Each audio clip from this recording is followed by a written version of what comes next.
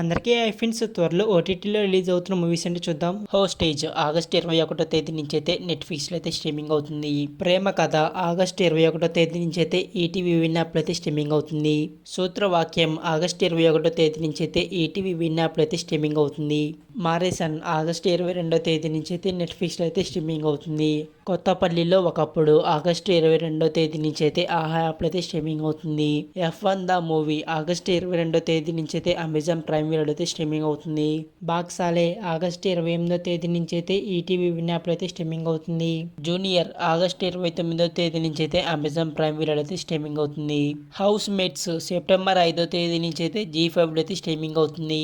కన్నప్ప ఈ మూవీ అయితే థియేటర్లో అయితే రిలీజ్ అయ్యి ఫ్లాప్ అయింది, చాలా లాస్ అయితే వచ్చింది. ఈ మూవీ అయితే సెప్టెంబర్ 5వ తేదీ నుంచి అయితే అమెజాన్ ప్రైమ్ వీడియో అయితే స్ట్రీమింగ్ అవుతుంది.